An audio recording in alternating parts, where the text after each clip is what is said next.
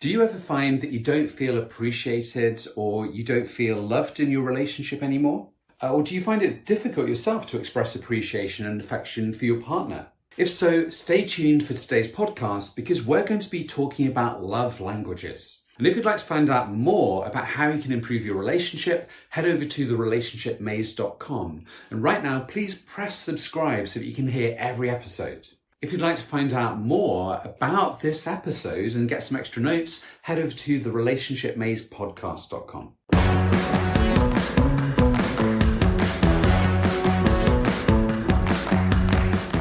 So, welcome to today's episode. Today we're going to be talking about love languages. Well, this is a term that you might have come across quite a lot. In newspaper articles, you might have heard people talk about love languages. The term was coined by Dr. Chapman, who is an American counselor, pastor, and he describes in this book the 5 ways in which people express most commonly their love through different means. And that's what we're going to be focusing on today. What is it that people do to show that they love each other? What do you do? Do you, for example, talk to your partner a lot, tell them that you really love them? Do you hug them a lot? What is it that you do to show that you really, really love the other person? Yeah, and actually just before we get into this in more depth, just maybe take a moment right now and think, what was it about the last time that you really felt loved? When was the last time you really felt loved? When was the last time you felt acknowledged or appreciated by your partner? And how did you experience that? Was it something that they said? Was it something that they did for you? Was it something they gave you? Or was it something else? Maybe was it something to do with the way that you were held or touched? Yeah. So just take a moment and think about what that was for yourself, because this is really what we're getting into when we're talking about the language of love. Yeah. And also kind of pause and think about, how do you like to express your love? Are you aware of how you let your partner know that you really care for them, that you really appreciate them, that you love them? What's your way of showing your partner that that they really matter to you, that they're an important person in your life?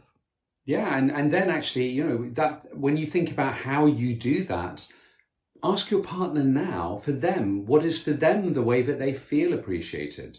And that's pretty interesting to see, is it the same what you think is the way that you show appreciation for them as to what they experience? And I'd really recommend actually right now, you can even pause the podcast or do this straight after. Think about how you would like to show appreciation, or how you tend to show appreciation to your partner, or how you show affection. And then ask them how they experience it. When do they know that they're being appreciated, or when do they know they're experiencing affection or love? And see if it's the same, because a lot of the time it isn't. It isn't, exactly. So very often you might find that you speak you speak French and your partner speaks Spanish, for example. You don't match each other necessarily. You have very different ideas, but there's always this assumption that you actually you express love in the same way. Yeah, and we really need to learn to speak French. French. Yeah, because in a way that's what it's in a way that's kind of what it's about. It's about finding a common language, so to speak, some of the time, that you can both understand, that that you can both learn to relate to each other. You can see when your partner is expressing their love, and you can also notice when your partner is asking you to express your love in certain situations. Yeah, and that's the key, is that, like Angela said, it's like a different language. It's like the language of feeling, or the language of seeing, or the language of hearing. These really are very different ways that we experience things.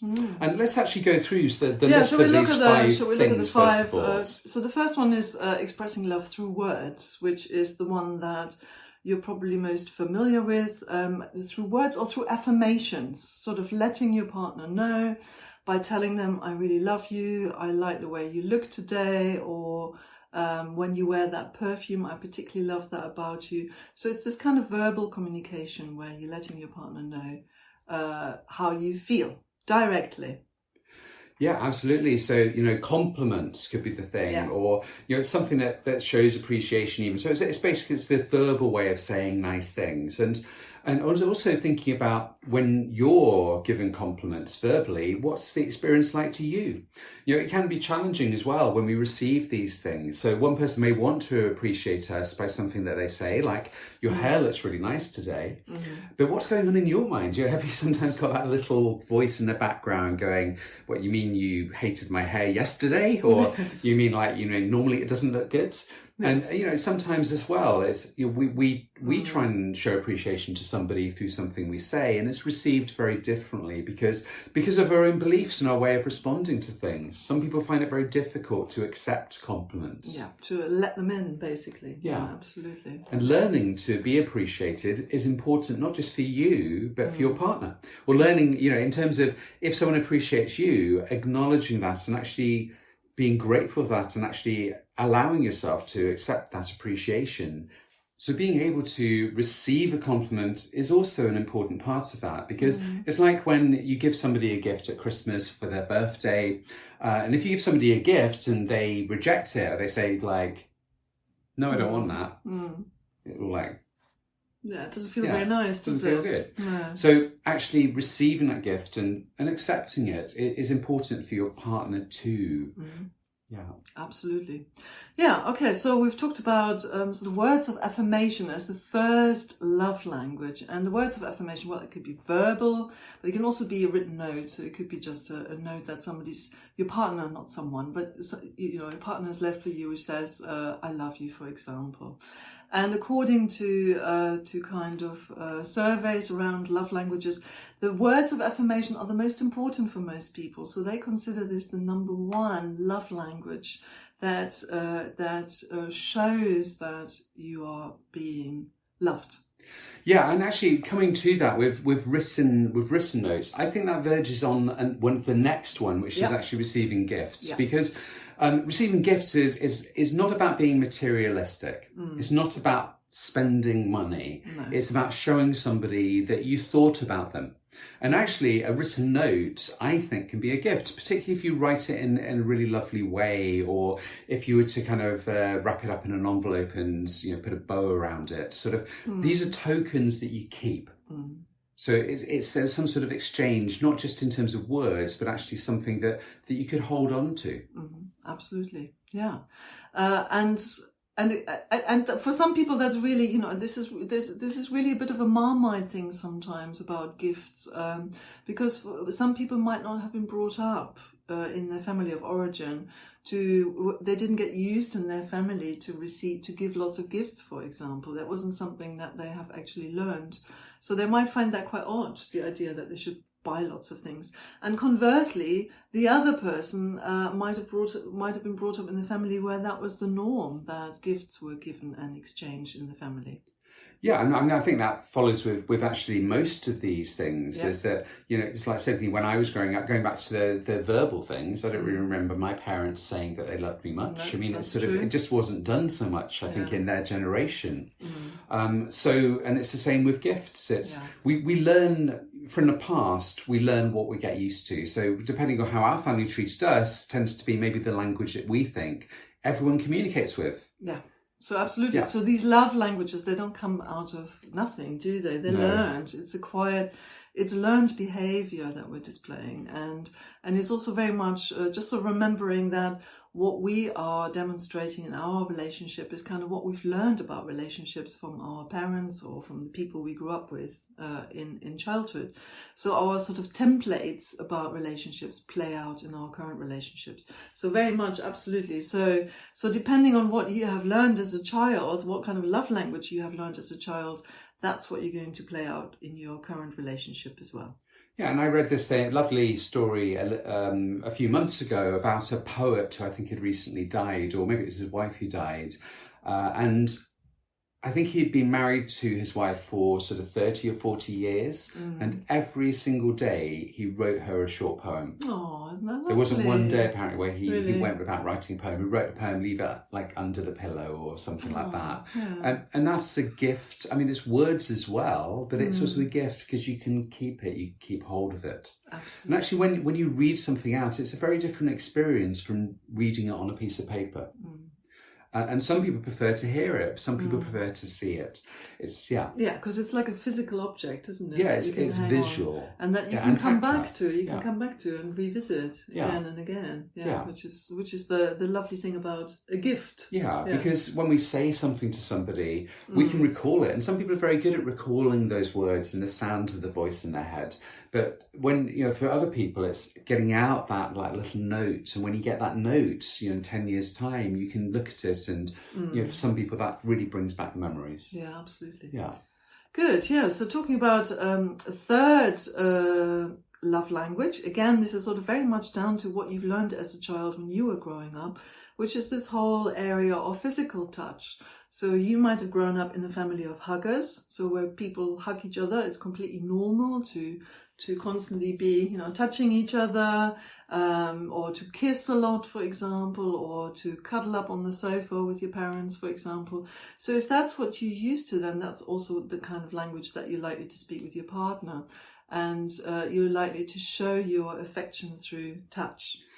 Yeah, and actually I think the opposite can also be true, is sometimes you'll go to the opposite extreme. Like if you never had any physical contact with your parents, it might be something you really wanted. So you go totally the opposite and hug everybody. Yeah. So it can go either way, is that, you may be used to that and it may be something you've enjoyed, or maybe something that you felt you lacked or you felt uncomfortable with. So you go the opposite way. Yeah. But either way, we're still learning it from what our experiences in the past. Absolutely. So it's not something that's built into us. It's something that we've learned. Absolutely. Yeah. Yeah. Good. So physical touch. And then what else have we got on the list? Well, we have time together, which sometimes is called quality time. I don't really like that phrase. No, I don't like it either. It's just sort of, we must what does spend that some mean? Quality time together. Yeah, it's like sort of, what does that mean exactly? It's sort of quite dismissive of the rest of the time. Exactly. Yeah. Yeah, but it's really about spending time where your attention is with your partner. So you're not on your phone.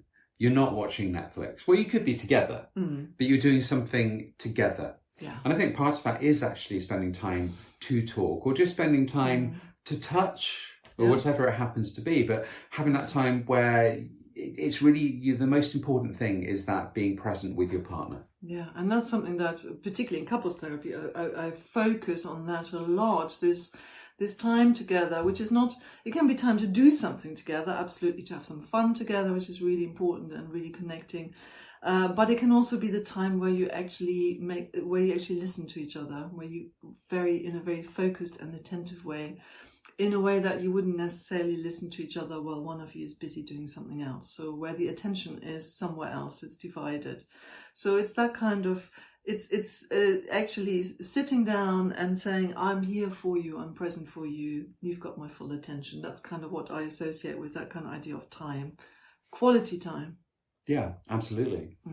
Yeah, and so moving on, should we move on to the last one, which is called sometimes called acts of service, sometimes called, what's the other term for it? It's is that the giving gifts? It's sort of carrying out kind acts. That's we talked about giving gifts. We talked about gifts already. Yeah, so this is a bit different. This is about sort of doing so acts of service. So doing things for them. Yeah, doing something nice for your partner, and it can be something quite mundane, like doing the dishes. If you don't do that very often, and you do it once in a while, then that stands out. It's something kind to do for your partner, or noticing that your partner's really busy, very stressed up, and offering to do something in order to take stress away from your partner, for example. Yeah, helping to make their lives easier in some way. So maybe spending time with the children more, doing something, taking the children out, and helping your partner kind of have a break from that if you got children. Yeah. And one of the things I think is so important with this, for me, is this balance, because actually with all of these it's about enjoying doing them for your partner and not having like a balance sheet. Because one of the challenges, and I think also with acts of service, it really becomes very relevant. And I see this with a lot of people, is when they think, well, I've done all of this, it's time that they did this. For me, it's like when you've got that expectation that I'm doing something, I want something back, that's where it becomes a little bit toxic. Absolutely. And because the whole point, and I think this is often the confusion around these love languages idea, is that this is not demand-led. So the point is that you are, the idea is that you are doing this because you want to do it. It's something that you're doing and that you're offering to your partner, not that you necessarily expect from your partner. So it's the idea that you do it because you want to show your partner that you love them. Yeah, absolutely. And this is one of the things with doing and kind of, and it's shown with positive psychology and research in positive psychology that actually contribution is a major factor in terms of feeling good about ourselves and actually being happier. But what makes the distinction even more important is the act of contributing or doing or showing, you're actually giving service, however you want to term it, without the thought of getting back. Yeah. Because that's very different. When you do something, even expecting a thank you, then if you don't get that, you're going to feel hard done by. But if you do, just knowing that what you're doing is at some level helping that other person, that knowing and kind of feeling good about that is what's important. Yeah, it's called random acts of kindness, isn't it, in positive psychology? Yeah. So random acts of kindness, and this is the key distinction. So it's about doing, it's about giving, it's about doing for the other person, not expecting a thank you. Although, of course, it's nice when you get a thank you. Well, of course. Yeah, and it's nice to say a thank you back. Like, when your partner does something, it's nice to say a thank you, but sometimes people are distracted, sometimes people are stressed, and they don't say that because they're so distracted with other things. It's not that they don't appreciate it. It may indeed make their life feel a lot better. It may make them later on, like a few hours later, they suddenly think, wow, they did that for me, and they were too busy to acknowledge it at the time. But it's not that they don't appreciate, but it's giving away that need to have that something given back. Yeah, it's kind of leading by example in a way as well. Because I think what I often hear from couples, particularly if they've been together for a long period of time, they feel a bit disappointed, they feel a bit neglected by their partner. They say, well, she doesn't pay attention to me anymore. But I think you can kind of lead by example. Why not sort of kick this off by showing your partner that you care for them and love for them, and hopefully they follow suit. I mean, obviously, I said that these kind of ways of demonstrating your love are not demand led. They should be coming from you as a sign of demonstrating your love. But of course, if this is always very one-sided in the relationship, that can be very frustrating. If you're working very hard, you're constantly showing your love to your partner and nothing is coming back, then that can be quite demoralizing as well. So ideally, we want to have a bit of balance. But I think what the purpose is of this whole discussion about love languages is that there are very different ways of demonstrating your love. Yeah, and just to add to that as well, I think it's one of these things that to have a healthy relationship, it's important that both partners have some sort of awareness or open to it, and both partners think about these languages and think about on a regular basis what they can do in terms of for the other person as well, rather than for themselves or expecting it for themselves.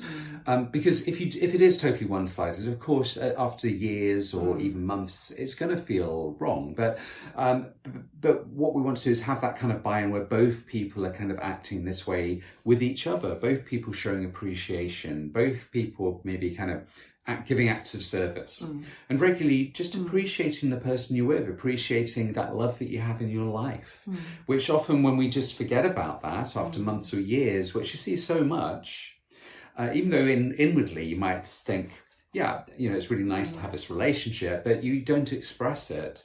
And you always think the other person, well, they just know that I love them. Yes. And I've seen this with a lot of couples that have been together for a while. Take the partner for granted. Yeah, right? and then suddenly the partner kind of wanders off and, they didn't feel loved. Yes. Because just because we think it's the case. And that's the languages of love as well, which is, basically we need to understand our partner's language of love and help them experience how they want to hear it, see it, experience it, not how we experience it. Because for you, it might be that having somebody say, I love you, or having somebody say, you know, you look good today, is how they experience that feeling of appreciation, experience of affection. But for your partner, it could be very different. It could be that actually it's when they're hugged in a certain way. Absolutely. Yeah. And I think what's also important here is that, I mean, this is, love languages are important, as we've just sort of tried to demonstrate. I mean, they're not the be all and end all in a relationship. So, you know, it doesn't mean that if you've got this nailed to a T that there aren't any issues sometimes coming up in the relationship. So if you are, you know, if you're in a lot of conflict in the relationship, sometimes it's a question of what's chicken and egg here. That actually gets in the way of demonstrations of love, but that might also be often, if there aren't any demonstrations of love, that might generate more conflict. So it's a question of what comes first. Yeah, because I think a lot of people use it like as a sticky plaster. Yeah. It's like, you know, they've got these conflicts, they've got these other things, and they think, well, you know, if I just buy my partner some flowers, then that would be all right. Or just tell them I love them, even though, you know, most of the time you're spending your life arguing with them. Yeah. It becomes like this sticky plaster to try and think, well, you know, this will make the relationship good, but actually you need to go deeper. You need to explore things at a deeper level, which is, you know, why we first of all started this podcast and why we developed our Relationship Maze course, is to help people do that. Yeah. Because, you know, often that's taken for granted. You have to look deeper. You have to, and it's about understanding your partner. And actually, languages of love is one way to help understand your partner, understanding how they do things. So when it's used in the right way, it can really be a valuable part of a relationship, but it's not a substitute for the other things. No, and used in the right way is a really important point, because one thing I was kind of mindful of in terms of particularly expressions of love, because there's a sort of shadow side, as always, isn't there? With everything, there's a shadow side. And I was mindful of, you know, you might have some relationships where there is a lot of expression of love. And I'm thinking particularly of sort of slightly more abusive relationships where, particularly in the early stages of the relationship, there is what we call love bombing, where one partner kind of constantly tells the other one how wonderful they are, etc. That in itself can be quite manipulative as well, yeah, and can lead to a lot of problems. And it's a way of, particularly for narcissists, it's a way of kind of catching their prey, so to speak. So, you know, it needs to be sort of done in the question is really, what's the motivation here? What is guiding this expression of love? And it needs to be authentic, so to speak. What you're letting your partner know. Yeah, it needs to be authentic. And if it's not authentic, then it's about questioning, well, what's going on that's not causing it to be authentic? Because if you're not feeling like doing it, then what is going on? At the same time, you know, we get stressed, we get busy, we have a lot of work issues, maybe we have kind of, you know, financial kind of concerns. And it's easy to think, well, you know, I'm too busy with the other stuff to feel authentic about giving a gift. I'm too busy with the other stuff to think about expressing love. And actually, it's at those times that I think that we need to.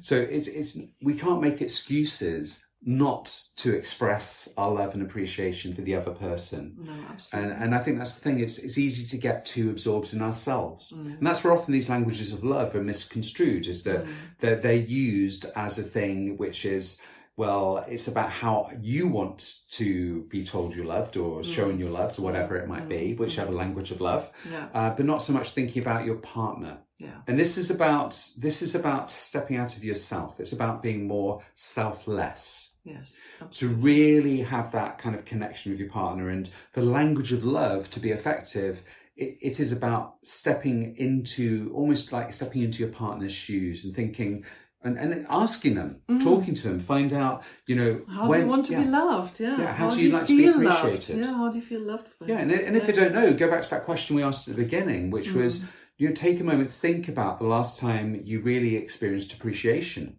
the last time you really experienced feeling loved.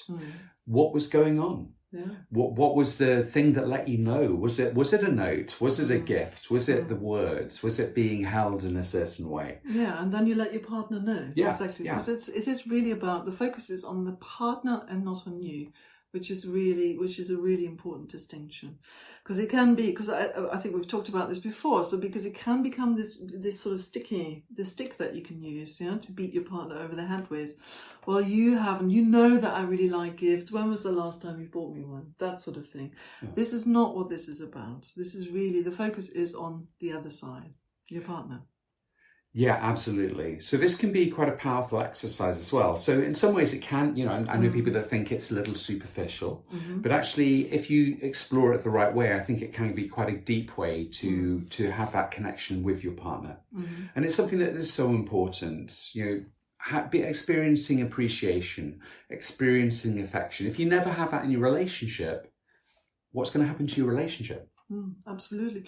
Well, and also it leads to a deeper connection in terms of getting some sense of what are the sort of, how does my partner experience the world? Because we all have different foci in the world. We have different ways of experiencing the world. So I'm very visual, for example. I really like looking at things, and I really like, therefore, and I'm very auditory as well. So, I like being told that I'm loved.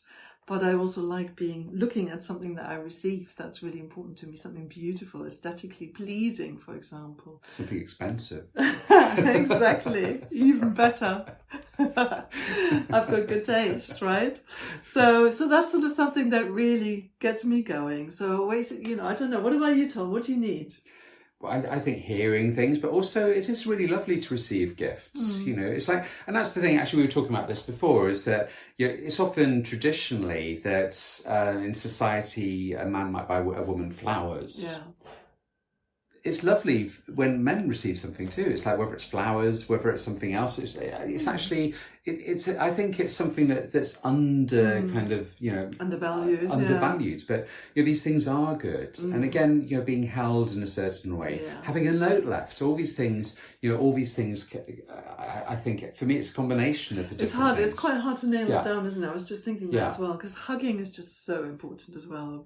I'm very tactile as well, so that's really important to me. But I think ultimately as well, the words about saying that you love somebody, for me, are probably, that's key. If all the other things were there, like hugging, kind of flowers, but it never, if you never hear the words, I love you, then basically for me, I'm not going to really know. I think that's true for most people, because we're sort of conditioned in that way, aren't we? We need, in terms of, we're very focused on words. Yeah, I think most people. But maybe not everybody. Yeah. Yeah, because some people may then think, well, you keep saying that, but you never show appreciation. Yes.